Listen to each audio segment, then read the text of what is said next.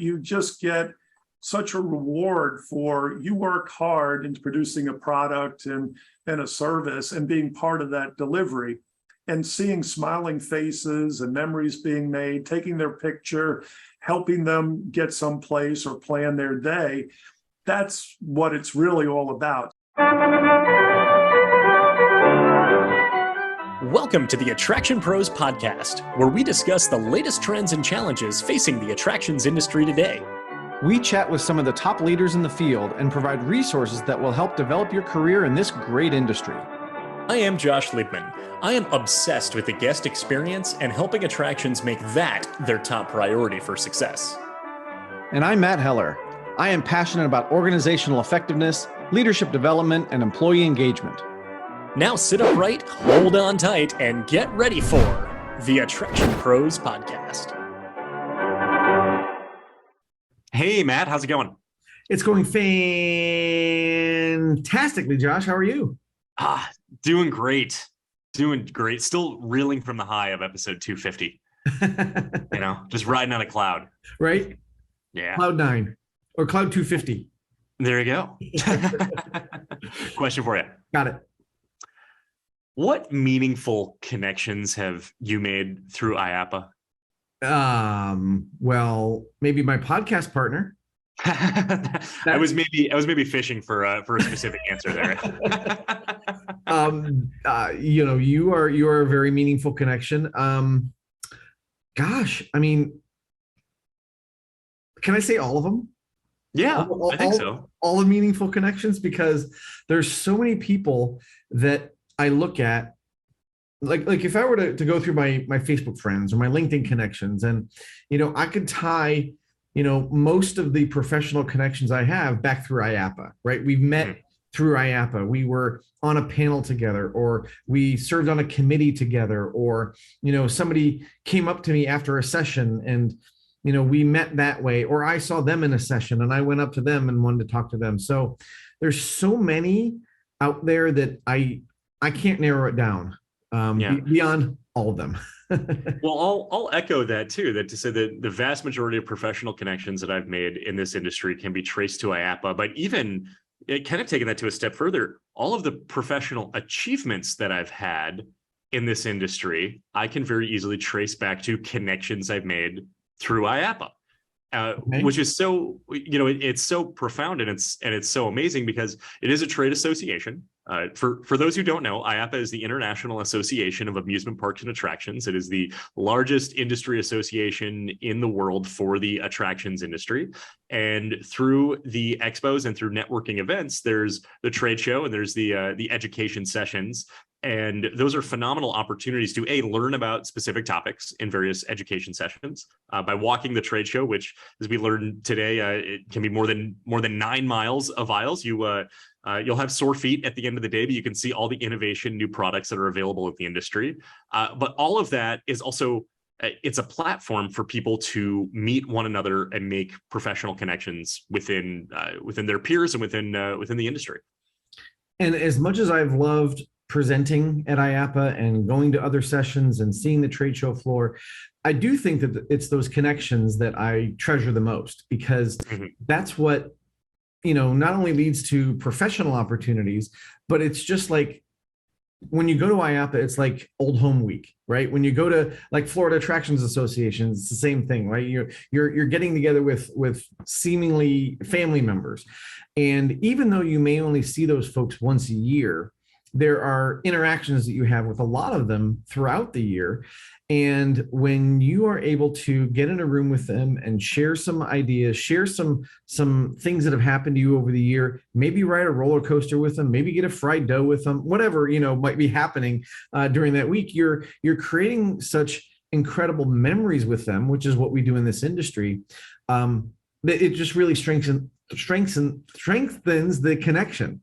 And so you don't necessarily have to see everybody every day, right, to have a really deep, meaningful connection. And I can't tell you how many people I see at IAAPA that, that phrase, like when you have friends that you can just start a conversation with and it's like no time has gone by. It's like just about everybody I see in those at those expos is like that. And I think that's what makes it so special and so comforting to go to. And I think walking around for an IAAPA expo, whether it's the trade show or the concourse of the expo hall, and you probably feel the same way too, you probably take the longest time to go the shortest distances because of those quick conversations and people you haven't seen in a year, and that quick catching up with someone, that it's like, oh, I'm trying to go from A to B, but I have the most blocks in my way in all the best ways possible, right? Exactly. And we're very fortunate on this episode today to have Hal McEvoy, President and CEO of IAAPA, here on the Attraction Pros podcast. So what I love to hear from Hal is his history in the industry, right? Starting as an accounting clerk at Disney and kind of working his way through Busch Gardens and the Busch Entertainment Company, and then rising to the position of CEO of IAAPA, because it really shows the path that you can take if you apply yourself. Like he says, if you roll up your sleeves, if you work hard, if you're good at what you do, you can really excel in the industry. And that, of course, leads to developing a passion for the industry. And there's a lot of stories and insights that Hal shares about that as well. That when you're someone that has gotten kind of bit by the bug, or gets in your skin, or gets in your blood, however you want to say it, right? That you just can't not be part of the industry. And he also talks about giving back, which I think is something that is so ingrained in so many people. Like you just feel like there's this kind of have to give back, right? Like there's a calling to give back to the industry. And so when IAAPA calls and they say, hey, would you do a session here? Would you do this? Would you do that? Like, yes, of course I would, right? And so you get that mentality of the industry has done so much for me and has afforded me so many connections and opportunities and cool things that I never would have done before, that why wouldn't I give back? Yeah, exactly. And you and I, we love to give back as much as possible. Speaking at the expo, by the way, Attraction Pros Live this November at IAAPA Expo. We both sit on committees. We've done webinars. We try to give back because of how much we've received as well. So I know that we could very easily record probably several episodes of I would say maximizing the value of IAAPA and how important it is. And in fact, we've done that before, I think, in multiple episodes. But let's hear it straight from Hal himself, and let's get to this fantastic interview. Hi, Hal. Welcome to the Attraction Pros podcast. We're really looking forward to our conversation today. How are you? I'm doing great. Thanks so much, Josh. Great to be with you and Matt today. Thank you. Excellent. So to get this kicked off, I feel like we have a lot of ground to cover here, and I imagine this is going to be just quite a fascinating conversation. Can you give us just a quick overview and background of your career? Yeah, well, actually, I was kind of born and raised in New York, went to Tampa, Florida for college, and actually my parents had moved to Orlando, and so on a college break, I actually worked at Walt Disney World in 1972 in operations. So that was my first taste of the industry. And then again, did my schooling, University of South Florida, my degrees in accounting. And I got laid off from a bank in 1975. And somebody said to me, Busch Gardens is up the road. And I started there in 1975 as an accounting clerk. And that started my career in finance and accounting, and also started my love for the industry. So thinking back to that love of the industry and starting in those positions, what do you remember about those positions that you still kind of refer back to today in your role with IAAPA? Well, I tell you, what I found out early was I certainly loved working with teams. I had great people I worked with, and I'd say for the Busch organization, that was kind of the start of for-profit theme parks. It seemed like we were more of a beer promotion when we started, and so I had the ability to grow their systems and mature with the business, and so. That was pretty exciting to me, and a lot of young people, and I think that was something also, a lot of teamwork, a lot of creativity, a lot of hard work, but it was pretty cool working with guests, and getting the experience of teamwork in producing that service. Excellent. And then can you connect that with how you ended up with IAAPA and in your role today as CEO? Well, actually, yes, I was at Busch Gardens Tampa through 1988, and then got promotion to go to Williamsburg, Virginia. And so I was in Virginia at Busch Gardens, Williamsburg for 24 years. Had an opportunity to come to Orlando when the company was sold, and then it was private, going public. And so I did that. And finally, I've known IAAPA for many years, since the 90s, participated in going to the expos and, participated in some financial type education courses. And so in 2005, I was asked to be part of the original audit committee for IAAPA when they formed it. And so I got even more connected to IAAPA. And then in 2013, I was made audit committee chair. And, I was looking at my career and where it was going. And I was working with interim CEOs at CFOs at IAAPA. And I decided when the position came open, this may be a great opportunity for me in staying in the industry. But IAAPA, the Association for the Attractions Industry, international also, which I did not have a lot of experience with that, and running expos and, dealing with a lot of manufacturers, suppliers, and other operators. And I knew a lot of operators too. So it seemed like a natural fit to come over to IAAPA.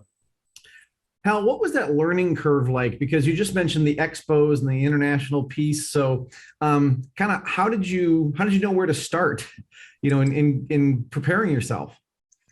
Yeah, coming on in 2017, it was really interesting. When the board was making the decision to move from Alexandria to Orlando, I was asked to work with the CFOs on the financials for that whole move and relocation. And so, we were at the Barcelona board meeting in 2016, and the board approved the move. So coming to IAAPA in 2017, March 31, as the CFO, now I was working with the IAAPA team to execute. And so that was really interesting. And, I'm the type of leader who's a roll up your sleeves. I'm curious. I want to understand the business. I want to know what's going on. And so, I love working with the folks, and went through that whole, the relocation process. And then, of course, we had temporary offices in Orlando. Then we built a building. We were also doing our new brand work in IAAPA. We were celebrating our 100th anniversary. So when I came on board, it was exciting, a lot of work. But fortunately, we built a great team to work with. And, again, my experiences have just been amazing, working with our team, working with our members at producing all the great expos, events, education, and everything that IAAPA does with its members, every day. Yeah, I recall the move from Alexandria to Orlando being just such a pivotal moment for IAAPA and very, I would say, transformational. And then you mentioned everything with the branding and everything there. Can you expand a little on the importance of the move and kind of how that decision came to be to relocate the association? Yeah, I think, you look at the association, again, it's been around for like 104 years now. I believe it started in Chicago and, eventually moved over to Alexandria. And I think as the association evolved to a national association, to an international association, and as, theme parks and attractions grew in the U.S., and Orlando certainly has become an attraction mecca in the United States. And I think everybody was thinking, well, I think we would be better placed in Orlando, where a lot of our members and where the attractions industry goes with our biggest expo. Also, why not relocate there? We still do, a lot of advocacy in the U.S. and certainly go to D.C., but having an office there, does it make more sense to move to Florida? And I think, again, it's definitely was a transformational move, I think, for the association. And, again, the headquarters here, the investment the association's made, in the property and headquarters, I think really kind of sets the mark for the future. And I always like to say that the association to me is a 104-year-old infant. Actually, it seems like we're looking at new opportunities and, working with our members on how to really grow this industry, help them in building great attractions. And again, keeping guests around the world, having fun and making memories which is what this industry is all about. Hal, can you talk a little bit more about that 104-year-old infant and sort of what you see as the opportunities that IAAPA has now, global industry and so many different types of attractions under the IAAPA umbrella? Yeah, the opportunities are endless, and that's what's so exciting. I think, every day you come in, and that's why I've been in this industry for so long, because I always enjoyed coming into work. And yes, you may have your list of to-dos, but this industry always seems to throw at you a new challenge or a new opportunity.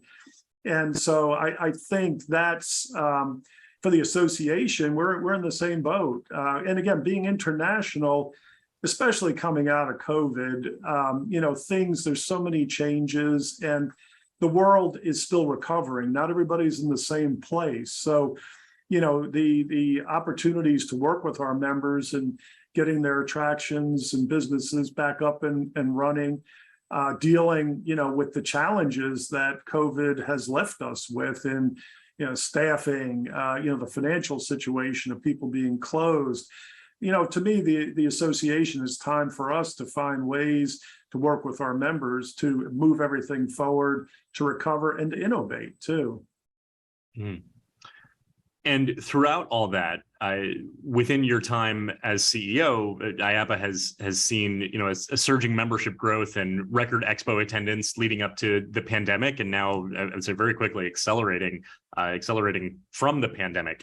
Can you talk about how your background in finance has helped to drive that up for the association?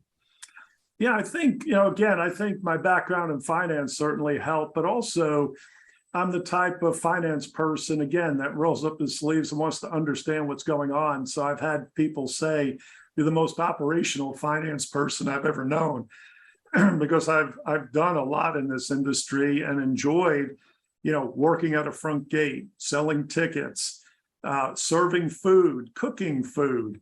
Again, just I'm the type that wants to explore what is our business. Also, how do you do events? How do you do expos?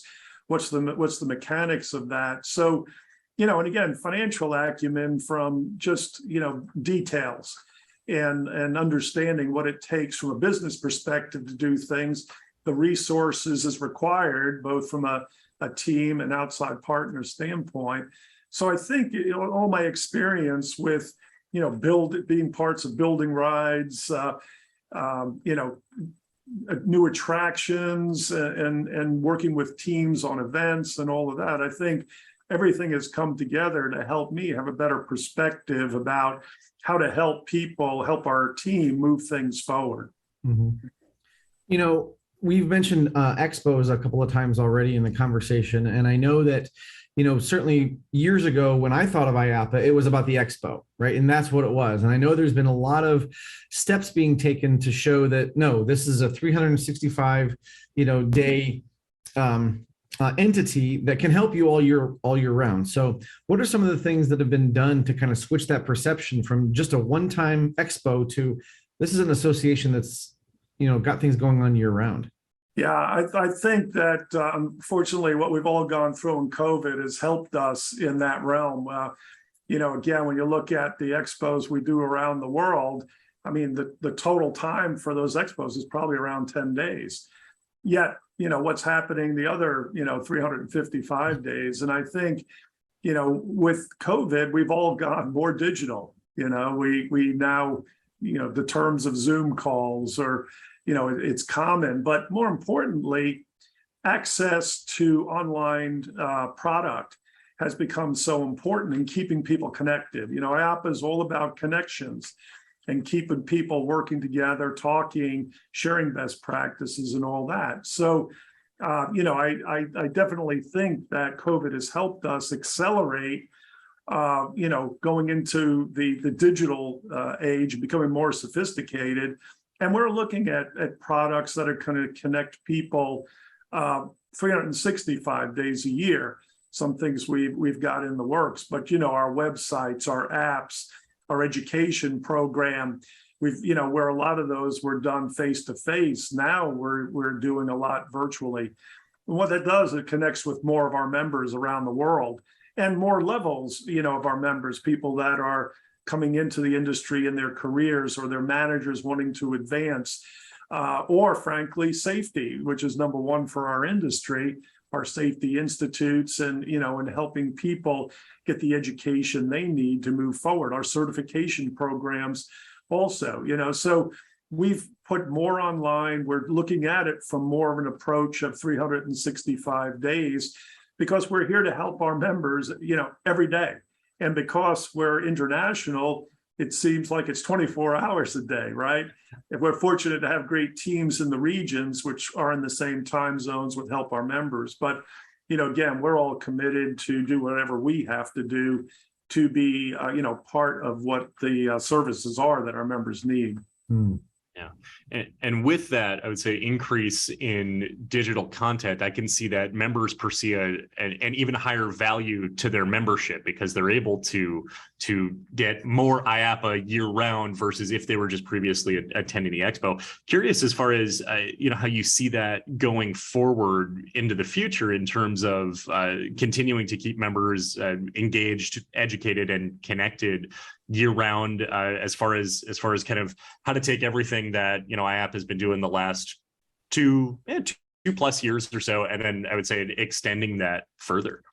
Yeah, I think it's definitely a balance, because when we do our surveys with our members, or we have events, everybody wants to be in person. We're very much, those connections and those relationships are so much more rich and fun when you can see each other. And you can come together, you can experience them, not only in a business setting, but in a social setting. And, I think it's, I love during COVID to see my team around the world on Ring Central or Zoom calls, and you see people smiling faces, but getting together and working together and seeing people and putting on, great events or education classes or whatever. I think, people really desire that. I don't think that's going to go away. And I think there's also, a segment of our membership, who again are going to use the digital side of our education programs, or, virtual conferences or whatever. They're going to do that. Those that, don't have the time to leave and travel, or, again, it's between the expos or the events or whatever. I think, people are looking for an opportunity to enrich their careers and keep in touch. And so I think, technology has helped us do that, but I don't think it's a replacement for all of us getting together. I think our members are loud and clear, and that they really desire the opportunity to get together. Absolutely. I know that when I saw and participated in the online expos, it was good, right? And it was good to see people and connect and talk in the chat. But there's nothing like being in the same room, feeling the energy, shaking hands, that kind of stuff. I don't think we can replace. And it's part of our industry. It's what we do. Yeah, and back in 2020, when we couldn't run the Asia show, we ran the Asia Expo, right? And we did it virtually. And the platform we were using, it actually had a trade show floor, and it allowed for networking, connections, appointment setting, and the ability to go off on the side with a prospect and talk. And again, the team here put it together really, really quick. And I thought it was really well done, and it was interesting to me. But we got a lot of feedback that it's just not the same. It's and we always grapple with what's the future of trade shows, right? Where is that going to go? And I think the industry itself of expositions and trade shows are looking and saying, okay, what's the future and how do we innovate to meet our customers' needs. And so I think IAAPA, we think about the same thing. And, again, what I see and what we're doing is we do in person, but then we also do hybrids where for those who can't be there, they're able to connect and be part of it. So, again, I think we're all kind of innovating to find the right balance or mix in how we connect with our members. But again, it's been very loud and clear that in person is what they prefer, let's say.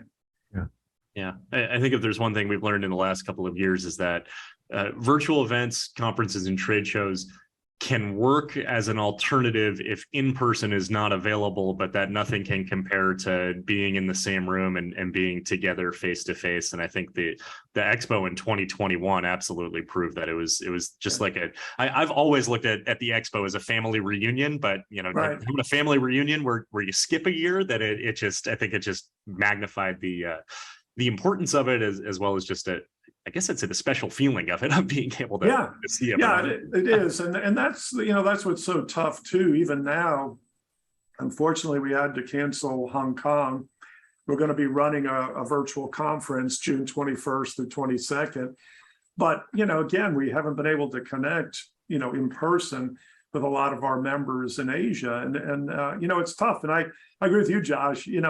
That's what I see about this industry. It's family. You meet people, you work with them, you socialize with them, and frankly, even the IAAPA team, I want to say we're more like a family. When we travel or whatever, we're helping each other. And so I know the emotion you're talking about, when you get to Orlando or Barcelona in 2021, or Orlando, and you see people you hadn't seen in over a year. And again, and the stories are real, they're personal of what people have gone through. And I think there is a kind of a joy or elation in seeing each other like you see family members when you haven't been together for a long time. And I think that's what's special about this industry. I think a lot of the folks that, we all know, that's the type of relationship we have. It's not just working, it's not competition, it's how can we all work together to succeed and frankly, make this industry the best it can possibly be. Yeah.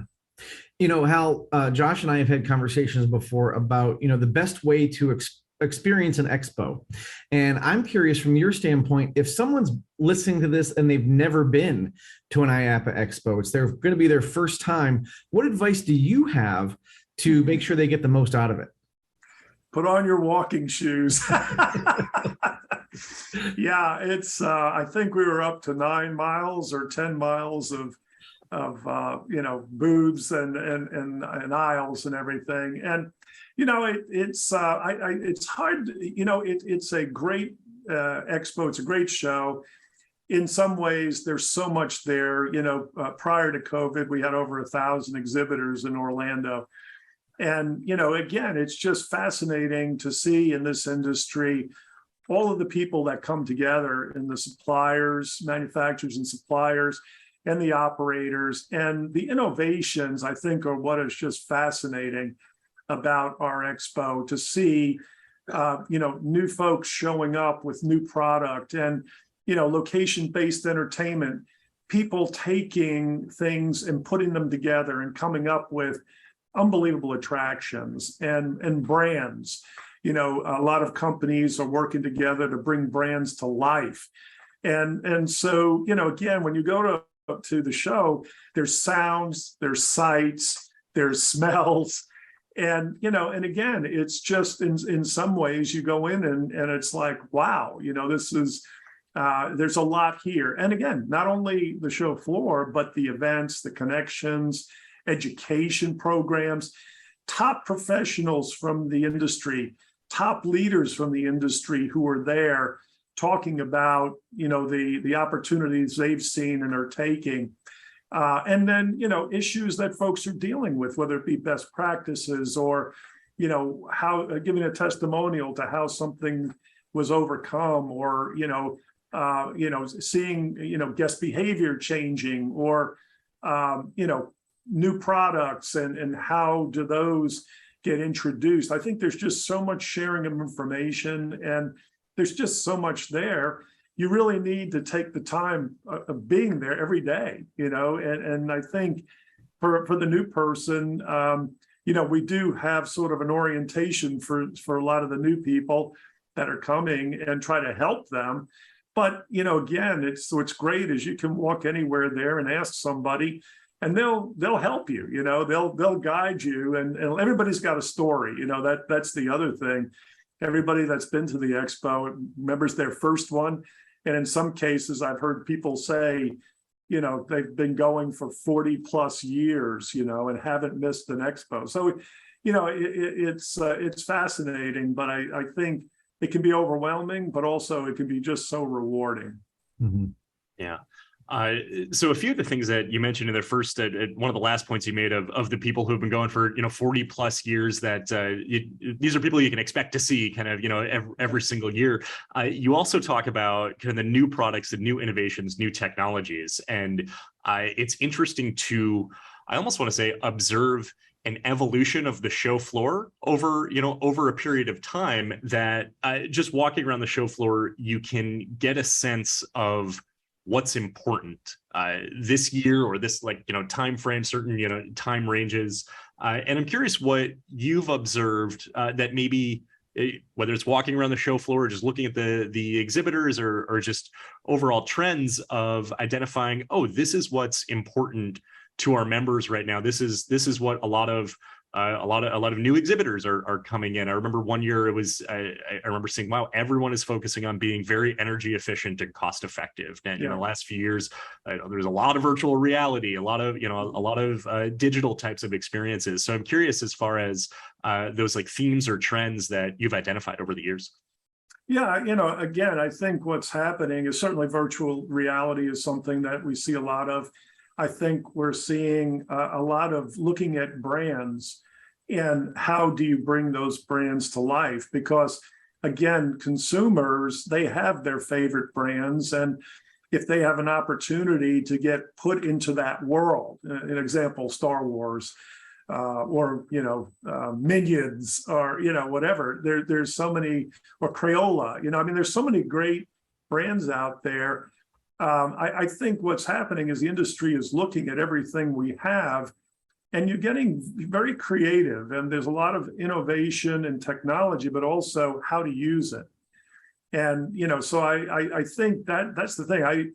There's just so much happening from a technology standpoint that I think it's come a time where people are coming to the show, and yes, you have traditional things, rides, and bounce houses and things like that. But, you also have these technologies that are coming out. And the question is, sometimes, you look at it and you say, okay, well, how can I use this? And that's part of, the innovation, where you get people coming in and they look at things and how to package it, how to put it together. And so it's just interesting to me to see, how innovative people are being in not just looking at the traditional, but looking at everything, and how can you match the traditional with the new world, with the digital world. You can see rides with, it's not just the ride anymore, but it's putting you into a scene or a brand, or the virtual reality or augmented reality, or whatever. You see people coming up with products that are mixing medias these days and giving some of the greatest experiences that, I've seen in all my years in the industry. And so, I think there's certainly, traditionalists, and, we love nostalgia, and we love a good wood coaster or whatever. But when you see now a coaster that's been adapted to something that gives you a completely different experience, I think people look for that, and especially if they can recognize being in that world, if you will, of a very recognizable brand. Yeah. Hal, a minute ago, if we could change directions just for a second, you talked about certification, right, through IAAPA. And from a professional development standpoint, something that obviously allows people to not only show what their development is, but work toward something. And I know that I will never have a PhD after my name, but I'm super proud to have the ICAE. So can you talk a little bit about sort of maybe the mindset behind having a certification for professionals and how it can help people in their career? Yeah, again, that's something we've invested a lot in the past few years, I should say. And we've also, brought in professionals on our team to help us with building our certification, and all of the educational programs that give you credit to lead you up to it. I've got to say, we've got opportunity there, and you'll be seeing things, some new things coming out soon. But again, I think we're trying to work with the industry to help, because I think what's happening is people are looking for careers. It's not just a job. It's what do you have for me that can advance me in my career? And so I think our certifications certainly help folks get exposed to management, leadership, and to our industry. And that development, if they can get those when they get those certifications, I think helps them move their job forward. But more importantly is, what I've found in these programs is the people I meet. And you meet people from around the world in different disciplines, and you create relationships. And frankly, through a certification, you can make many contacts and everything that frankly can help you in your career as you're moving forward. So there's other side benefits to the certification program of not just the knowledge, but frankly, the relationships. And, when I took the classes at Cornell, I think it was back in 2001, it was really the first time I had come into meeting, I think it was about 25 people from around the world, from entertainment vice presidents to marketing to CEOs and you get exposed to, a whole group of people that frankly, you keep in your life for many years, your professional life, many years to come. So the certification program, you're going to see more about it. And again, I think we've got to do more of an education to our members that this is a great professional development opportunity. And it's a very affordable professional development from a company standpoint or an individual standpoint. And those are the type of messages I think we're going to be working on. And again, the quality of our program, we want to help people advance in their career and get the knowledge they need to move up in this industry, because again, there's great careers here. And you always hear, like myself, you're starting at a accounting clerk, in college, and here you are, a CEO of an association, or you were a CFO or a vice president in a big company. And so, again, I think we have a lot to offer in career development and professional development for folks. Mm-hmm. I think it's really fascinating that that you put it that way. As far as the certification is obviously there for the career development. That's almost like I would say the obvious or the surface level one that someone would see. But then the ability to meet other people and kind of have that opportunity to make connections and network.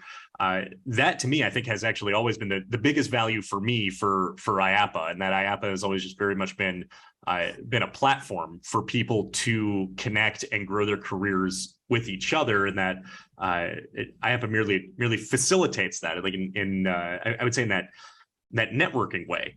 Right. Can you talk about, I would say, the importance of that, or why it's so important that, let's say, if you're going for the certification, to not simply take the exam, check it off your box and say, okay, I've learned all this, but to reach out to those, or if you are going, whether it's to an expo or there's the event coming up shortly at Hershey Park, to come to this and to actually talk to people. If you're going to an expo, you can sit in the education sessions and you can take notes and you can learn a lot, and then you can amplify that by talking to the other individuals in the sessions or with the speakers. Would love to know, I would say, that the association's perspective on the importance of this.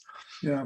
Again, certification, education is great, but putting it into action or practical application, or talking with other people who have similar experience, and even yourself putting that education into action, you do a lot of learning. And, again, we try to give you all the kind of the foundations and the basics, but there's nothing like doing it, right? It's getting out and having the experience to roll up your sleeves, dive in and, create. And, again, we're an industry of service, and to work with people and see, again, in dealing with a lot of the guests I've dealt with over the years, you just get such a reward for you work hard into producing a product and a service and being part of that delivery, and seeing smiling faces and memories being made, taking their picture, helping them get someplace or plan their day. That's what it's really all about. So the education is a good basis, but actually getting involved and putting it to practical use, I think is really important. And working with others, again, getting different perspective, hearing experiences, and frankly, even in those relationships can open the door for visiting others, who you met, and or allowing them to come to you. And again, sharing those experiences one-on-one, especially if you can get an international, experience. Although the U.S. experiences are great as far as meeting some of our members here, but I think it just enriches what you're doing. It opens your mind to, I think, a new way of thinking. But more importantly, I think for young leaders, it also gives you an opportunity to build confidence and to think about what you're doing in a different way. And one other thing we really haven't talked about yet. But, I think that's part of this. What you run into in our industry is passionate people, people that are passionate for this industry. They want to, and it's frankly a way of giving back. It does good for, humankind.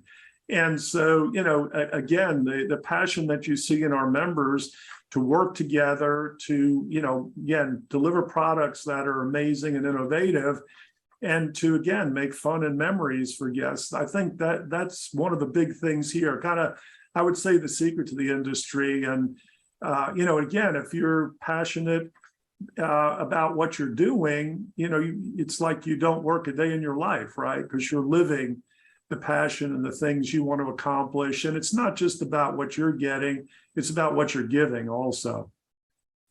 I think you make a great point there about what you're giving, because as you were kind of relaying all that great insight about passion, I was thinking about all the different types of people, obviously, that we need to make up this industry. You've got a financial background, people have got operational background, or aquatics, or retail and food and beverage. And it's just so interesting to see that while they may have those operational passions, right, for food and beverage, you could go run a restaurant anywhere.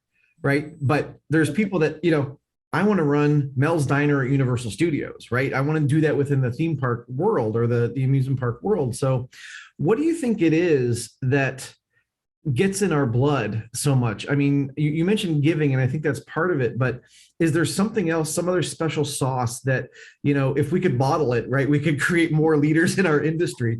Yeah. What do you think that is? It's interesting to me.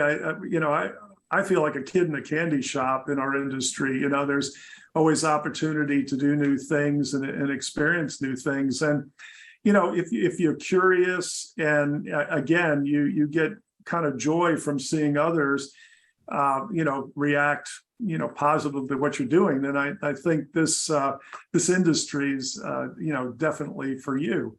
Again, it's hard work. There's no question about that. And, so, again, I think that,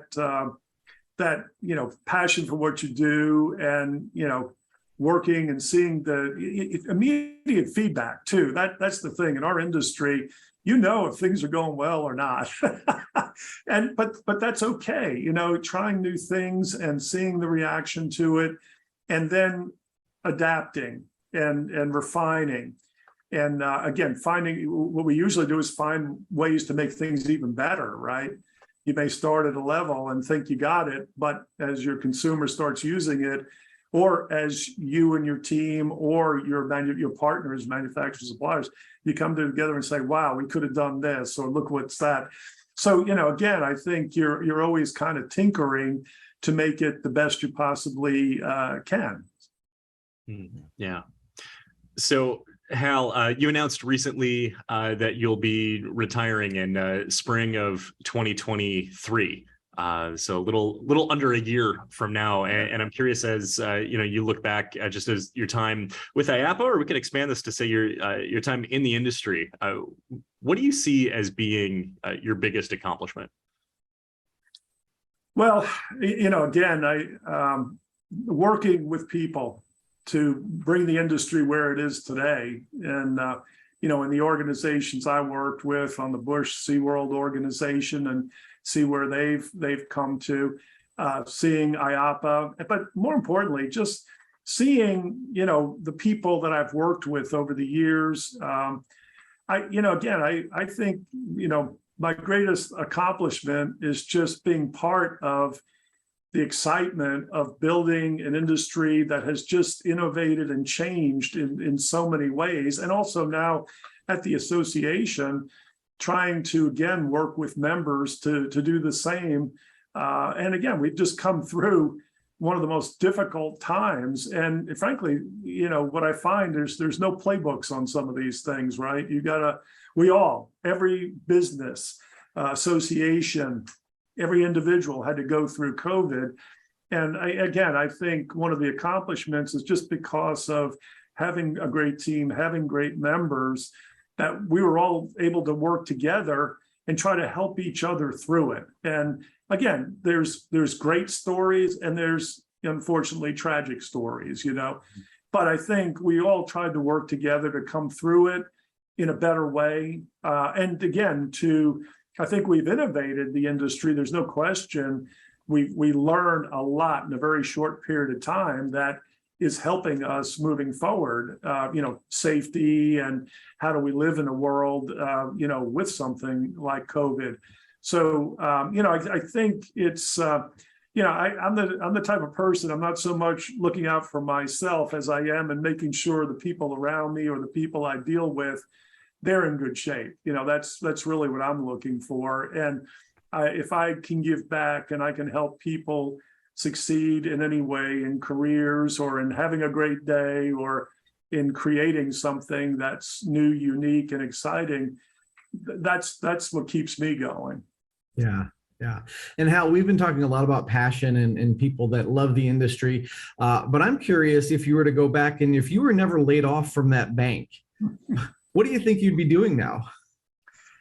Well, I saw that question, and I think I was at the right place at the right time, and that's a good question. I guess I've never looked at what I could have done or would have done.